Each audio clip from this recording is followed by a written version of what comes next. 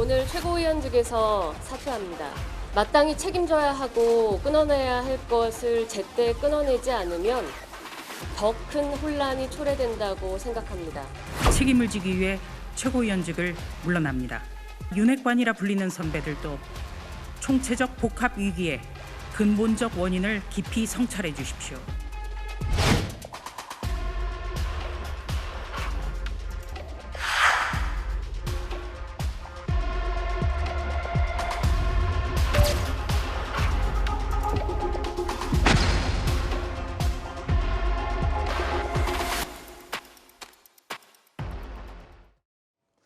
명쾌한 해설을 해주실 뉴스 전문가 두 분 스튜디오에 나와 있습니다. 먼저 장윤미 변호사 오늘 시간 함께하겠습니다. 안녕하십니까? 어서 오십시오. 안녕하세요. 자, 이어서 천하람 국민의힘 혁신위원도 오늘 시간 함께하겠습니다. 안녕하십니까? 어서 오십시오. 네, 안녕하십니까?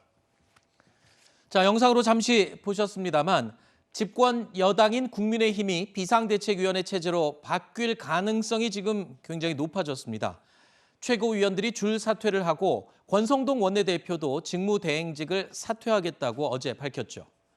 자, 보통 선거에서 진 쪽에서 지도부가 책임을 지고 총사퇴를 하고 비상대책위원회가 꾸려지기 마련입니다. 그런데 집권 여당이 대선에서 승리한 지 석 달도 안 돼서 비상대책위원회 체제로 전환하는 것, 이 자체가 지금 사상 초유의 일이 아니냐, 이런 평가가 나옵니다. 네, 사상 초유의 일입니다. 왜 그러냐면 당대표가 사퇴하지 않는 한 비대위원회를 꾸릴 수가 없기 때문입니다. 네.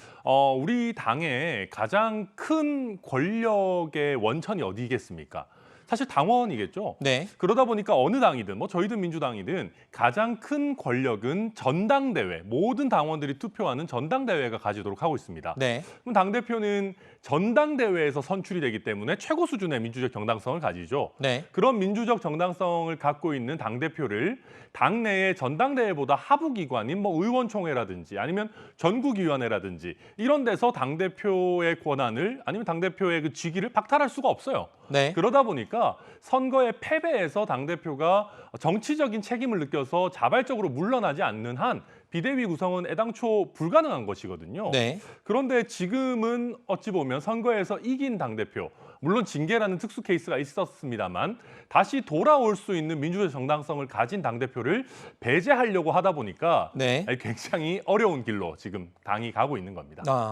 지금 말씀 들어보니까 지금의 중징계 중에 있는 이준석 대표를 배제하기 위한 의도가 담긴 것이다. 이렇게 지금 저는 느껴지거든요. 말씀하신 내용은. 뭐 사실 지금 이제 직무대행 체제에서 비대위로 전환하려고 한다라고 합니다만은 저는 지금 비대위원장 후보로 5선에 뭐 중진 의원들이 거론되고 있는데 네. 사실 이분이 원내대표를 맡아서 당대표 직무대행을 하더라도 사실 비대위원회랑 크게 다르지 않습니다. 네. 그럼에도 불구하고 비대위를 띄운다라고 하는 것은 이준석 대표 체제를 끝내고 네. 이준석 대표가 돌아오지 못하게 조기 전당대회로 가겠다라고 하는 정치적인 큰 그림이 있는 게 아닌가. 네. 저는 뭐 당내에서 그렇게 보고 있습니다.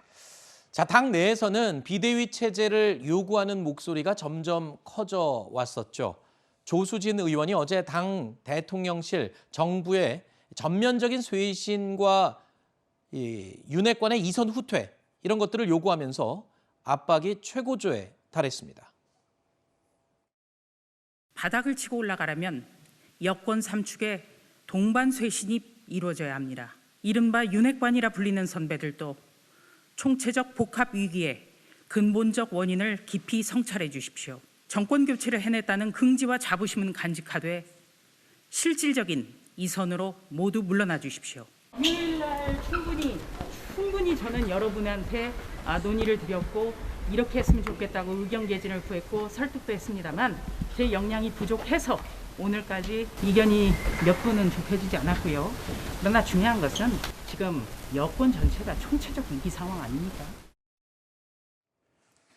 천하람 변호사께서는 혁신위원께서는 아까 그러니까 이준석 네. 대표를 배제하기 위한 어떤 의도가 담긴 게 아니냐라고 해주셨지만 또 발생한 상황들이 공공연스럽게 지금 한꺼번에 일어났어요. 그러니까 물론 이준석 대표의 공석인 상태에서 권성동 직무대행의 잇따른 말실수 뭐 이런 것들 때문에 지도부 체제가 위기를 맞으면서 비대위 체제로 가게 된 게 아니냐. 또 의도를 또 배제하고 또 이런 상황적인 논리도 가능하거든요. 그렇습니다. 사실 비대위 체계로 가기 위해서는 국민의힘 당헌 당규상 근거는 있습니다. 당대표가 건리가 되거나 아니면 최고위원회가 제 기능을 못한다거나 지금 거리시가 아니라는 것은 징계가 있은 직후에 국민의힘 측에서 나온 공식 입장이었습니다. 그러니까 6개월 뒤에는 복직이 가능한 사안이라는 점. 그렇다면 최고위가 기능을 제대로 못하고 있는 상황일 것인가와 관련해서 사실 이 부분 굉장히 모호하게 규정되어 있는 것은 맞지만 최고위원들이 사퇴를 하고 있는 것이 저는 최고위가 기능을 못하는 것의 어떤 원인, 근거가 될 수는 없다라고 생각합니다. 아하. 왜냐하면 오늘 중앙일보 단독 보도를 보더라도 사실상 청와대, 대통령실과의 교감하에 비대위 체제로의 어떤 그런 전환을 모색하게 되었다라고 이야기 나오고 있는 상황에서 이른바 윤석열 대통령의 어떤 입김 내지는 의도가 여기에 전혀 반영이 안 될 것인가. 그렇다면 그 의도의 끝은 사실상 이준석이라는 당 대표를 다시 복직할 수 없는 그런 구조를 만드는 게 포함되어 있다라고 보이기 때문에 사실 그렇다면 이미 신망을 잃은 권성동 대표뿐만 아니라 이준석 대표까지 이 두 정치인과 관련해서 이른바 축출 작업의 하나의 연장선상으로 읽혀지는 부분이 분명히 있습니다. 뭐 원인이 어떻게 됐든 간에 결과적으로는 이 이준석 대표 또는 권성동 직무대행 이 두 사람을 이 자리에서 물러나게 하고 새로운 지도 체제로 빨리 꾸리려고 하는 것 이런 게 지금 당내 여론인 것 같다라는 지금 설명이시군요.